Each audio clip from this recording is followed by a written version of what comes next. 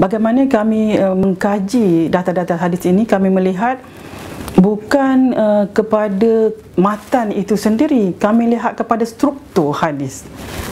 Kami melihat kepada bagaimana Rasulullah menyampaikan apa yang dia ingin sampaikan, bukan matan, apa maksud matan tersebut, tetapi cara menyampaikan. Jadi yang kami lihat itu teknik dia, bukannya tujuan kami untuk daripada hadis ini mendapatkan hukum-hukum atau untuk mengklasifikasikan hadis-hadis. Hadis ini psikologi, hadis ini political science, bukan. Kami mahu melihat bagaimana Rasulullah berinteraksi. Contohnya, ayat apa yang Rasulullah gunakan untuk menegur kesalahan sahabat-sahabat yang sahabat lakukan. Sama ada ayat itu panjang ke pendek ke, 3-4 ayat ke 4 ayat ke. Jadi ini yang kami lihat. Dan konten hadis itu sendiri kami tidak sentuh.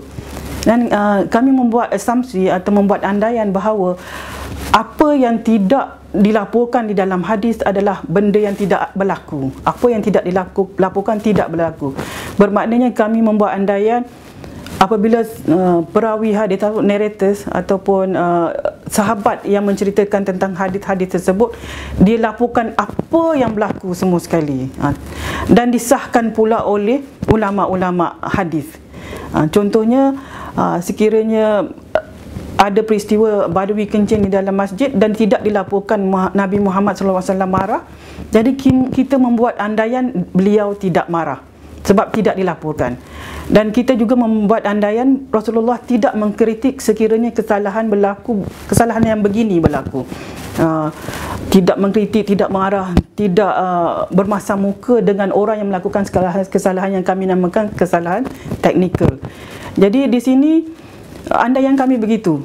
Mungkin ada orang yang mengandaikan tidak lapor tidak semestinya tidak wujud. Tapi andaian kami buat tidak lapor bermakna tidak berlaku. Dan andaian itu kami sahkan dengan eksperimen tadi yang kami buat. Selepas kami membuat modul dan menjumpai teknik-teknik, kami eksperimenkan.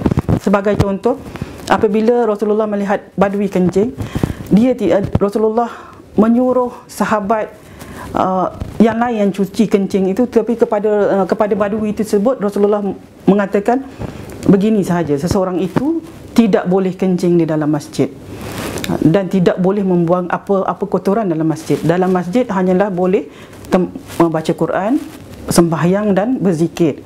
Jadi kami dapati Rasulullah bila menegur kesilapan teknikal, disebutkan saja apa yang salah, apa yang bentuk, dan menggunakan ayat orang ketiga. Tidak dikatakan kamu tidak boleh kencing sebab kamu itu terlalu pinpoint. Dan teguran bila menggunakan seorang itu bukan kepada dia saja, tapi pada sahabat yang kencing itu saja, tetapi kepada semua orang. Tidak boleh melakukan kesalahan begini. Jadi kita menggunakan teknik ini untuk menegur kesilapan pelajar di sekolah. Contohnya, kami katakan kesalahan teknikal sebab kencing itu sebenarnya tidak salah, tapi kencing dalam masjid itu salah. Seperti pelajar yang buang sampah dalam kelas itu, buang sampah itu tidak salah, buang sampah dalam kelas itu salah. Jadi bagaimana guru perlu menegur?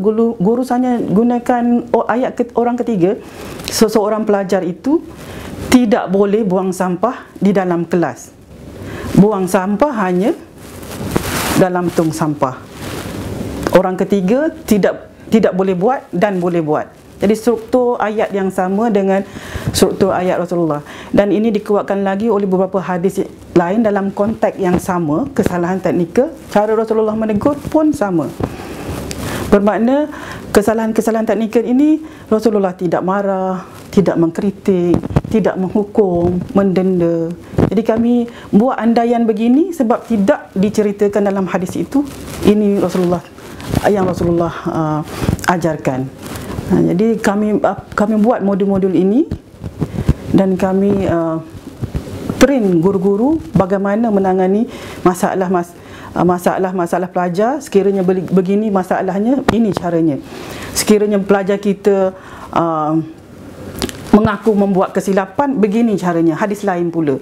Sekiranya pelajar itu ada membuat kesilapan yang boleh kita marah, sebagaimana Rasulullah juga marah apabila melihat ada ludah di dinding, maka guru pun boleh marah. Tapi marah Rasulullah itu berubah mukanya. Jadi kami ajar guru-guru supaya apabila marah, tunjuk muka marah. Jadi bercakap tu kurang, tunjuk saja emosi marah. Dan alhamdulillah, ini amat berkesan, terutama kalau pelajar tu bising, guru masuk di depan, duk berdiri dan tengok pelajar seorang demi seorang dengan muka marah. Lama-lama pelajar tu semua diam dan duduk. Jadi bukanlah kita kata menggunakan teknik Nabi ni tidak boleh marah, tidak boleh kritik, tidak ada. Semua bergantung kepada konteks, di mana seperti mana Rasulullah apabila menyelesaikan masalah bergantung pada konteksnya sendiri. Cara Rasulullah menyelesaikan berbeza mengikut konteks. Yang perlu dihukum, seperti meminum arak dihukum. Itu kesalahan yang ada hukuman. Dan kami kira di sekolah pun ada undang-undang sekolah yang menghukum pelajar, dan mereka boleh menghukum. Tapi menghukum itu menghukum sahajalah, tidak berserta dengan perkataan di mulut menghina, mengeji, berletih. Tidaklah, dihukumkan saja. Itu cara Rasulullah.